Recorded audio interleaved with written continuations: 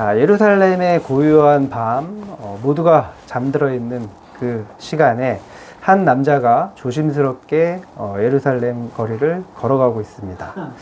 그는 평생 하나님을 믿은 신앙인이었습니다. 또 구약 성경을 달달 외우고 예배도 성실히 드렸습니다.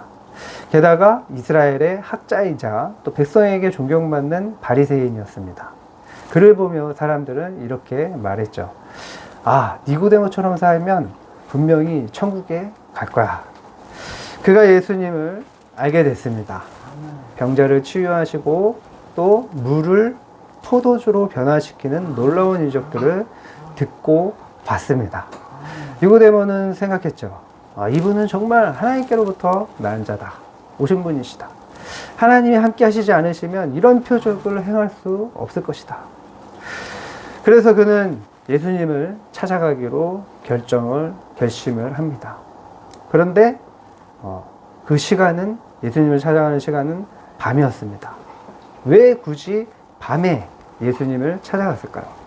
왜냐하면 그 당시에는 오늘날처럼 전기가 있는 것도 아니고 거리에 등이나 네온사원이 있는 것이 아니었죠. 후레쉬가 있는 시대도 아니고. 그러니까 밤에는 어때요? 너무너무 캄캄해서 굉장히 돌아다니기, 어딘가를 가기가 쉽지 않은 그런 시대였습니다. 그런 시간에 왜 굳이 밤에 예수님을 찾으러 갔을까? 왜 그랬을까요? 낮에 찾아가는 건 조심스럽고 부담스러웠기 때문입니다. 대부분의 바리새인들은 자신이 생각하는 예수님과는 전혀 다르게 생각하고 판단하고 있었기 때문이죠.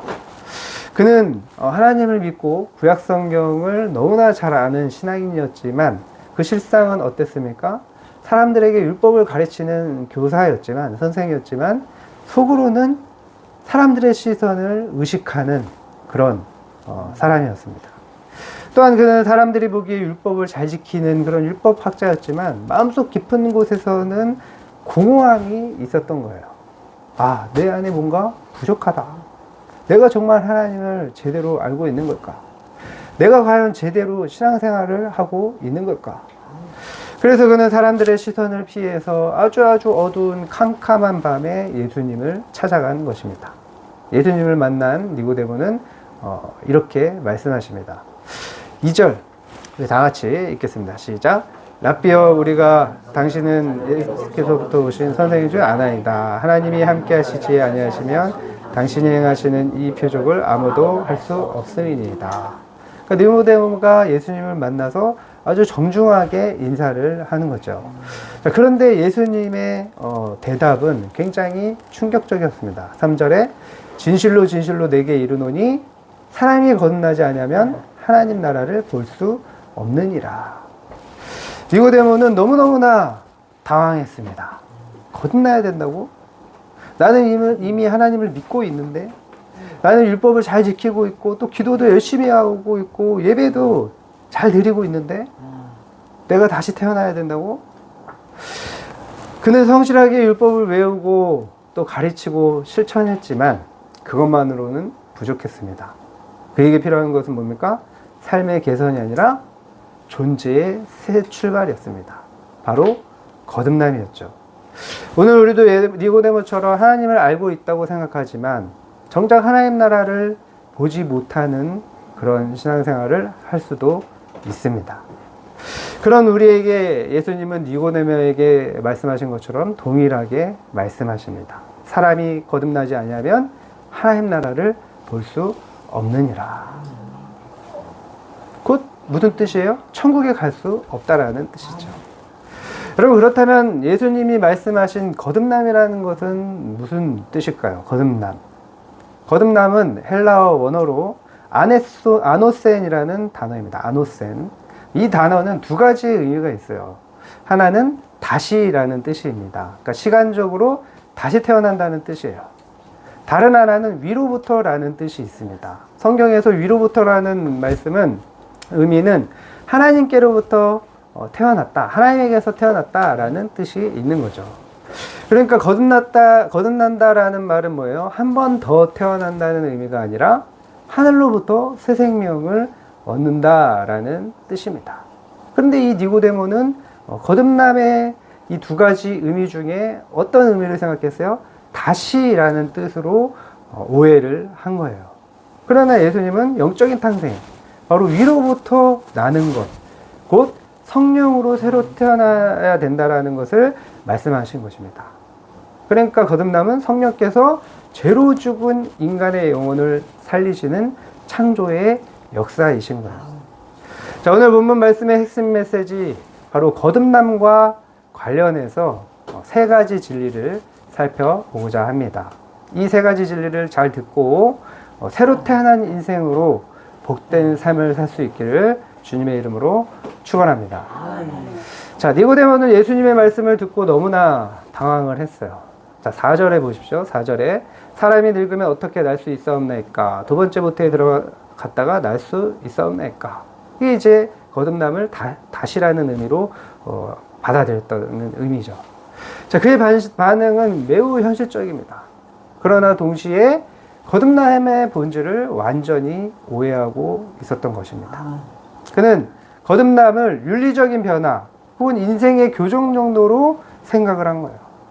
조금 더 착하게 살고 또 조금 더 바르게 살아야겠다라는 식의 변화를 생각했던 거죠. 자, 예수님이 말씀하신 거듭남은 도덕적인 개선이 아니죠. 바로 생명의 창조였던 겁니다. 인생을 조금 다듬고 또 성장하는 정도가 아니라 완전히 새롭게 태어나는 것을 말씀하신 거예요. 우리도 종종 이렇게 생각합니다. 착하게 살면 되지. 성실하면 되지. 남에게 피해 주지 않고 살면 되지. 그러나 예수님은 우리에게 말씀하십니다. 그건 아직 거듭난 게 아니다. 그러면 하나님의 나라를 볼 수 없다. 천국에 갈 수 없다. 그렇습니다. 천국은 착한 사람이 가는 곳이 아니라 새로 태어난 사람이 가는 곳이죠. 착한 사람은 좋은 세상을 만들 수 있지만 새 하늘과 새 땅에는 들어갈 수 없는 것입니다. 여러분, 핸드폰, 오래된 핸드폰이 있습니다. 느리고 배터리가 너무너무 빨리 닳고 또 화면도 깨졌어요. 그런데 그 주인은 자꾸 업데이트를 합니다. 어플을 지우고 사진을 정리하고 배터리를 교체하는 거예요. 그러나 아무리 교체했어도 어떻습니까? 한계가 있는 거죠. 결국 해결책은 하나입니다. 바로 새로 사는 거예요. 업데이트가 아니라 새로운 기회가 필요한 거예요. 우리 인생도 마찬가지입니다. 하나님은 우리를 조금 고치시려고 하는 것이 아니에요. 조금 더 착하게, 조금 더 정직하게, 조금 더 나은 사람으로 만드시려는 게 아닙니다. 그분은 우리를 새롭게 창조하시려는 거예요. 고린도후서 5장 17절에 말씀합니다. 다 같이 읽겠습니다. 시작. 그런즉 누구든지 그리스도 예수 안에 있으면 새로운 피조물이라. 이전 것은 지나갔으니 보라 새 것이 되었도다. 심리학자 윌리엄 제임스는 그의 명저 종교적 체험의 다양성에서 이렇게 말했습니다. 진정한 회심은 인격의 교정이 아니라 존재의 중심이 새로워지는 것이다. 인격의 교정이 아니라 존재의 중심이 새로워지는 것이다. 예수님이 말씀하시는 거듭남이 바로 그거예요. 존재가 새로워지는 것. 성격이 조금 더 온유해지고 말투가 조금 더 부드러워지고 그런 정도가 아니라는 거예요.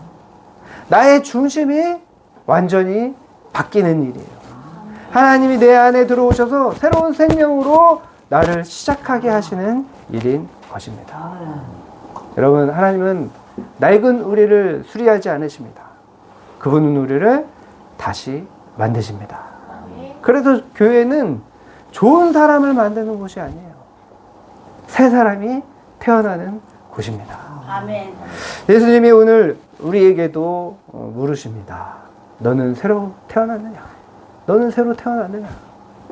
그분은 착하게 살라가 아니라 다시 태어나라 말씀하십니다. 이것이 바로 첫 번째 메시지입니다. 거듭남은 삶의 변화가 아니라 생명의 시작이다. 생명의 시작이다. 겨울이 깊어지면 호수는 단단히 얼어붙습니다. 그렇죠? 저도 어렸을 때 한강에서 어른 한강에서 막 뛰어놀았던 기억이 있는데 그때가 되면 힘센 사람이 아무리 망치로 이 강에 얼은 것을 두드려도 쉽게 깨지지가 않습니다. 쉽게 깨지지가 않아요. 웬만해서 깨지지가 않아요. 그런데 봄이 오면 놀라운 일이 일어납니다. 따스한 바람이 불고 따스한 햇살이 비치면 얼음이 서서히 녹아내려요. 아무리 두꺼운 얼음도 따스한 바람과 따스한 햇살 앞에서는 무력한 겁니다. 얼음을 녹이는 건 인간의 힘이 아니라 한 소년이 나비를 도우려다가 실수로 그 나비를 죽이고 말았습니다. 번데기에서 힘겹게 나오던 나비가 너무너무 불쌍해 보이는 거예요. 그래서 도와주려고 그 껍질을 찢어준 거예요. 그러나 그 과정이 나비가 살아나는 과정이었던 것입니다. 소년의 선한 의도가 오히려 나비를 죽인 것입니다. 우리도 그렇습니다. 착하게 살려는 노력만으로는 천국에 이를 수가 없는 거예요. 성령님의 역사 속에서만 진짜 생명이 태어나는 것입니다. 이것이 바로 두 번째 메시지입니다. 거듭남은 우리의 노력으로 되는 것이 아니라 성령의 역사로 이루어진다. 거듭남은 우리의 노력으로 되는 것이 아니라 성령의 역사로 이루어진다. 여러분, 하나님은 오늘도 여러분 안에 새 생명을 불어넣으시기를 원하십니다. 착하게 사는 인생을 넘어서 거듭난 인생으로 살게 해달라고 기도하시기를 바랍니다.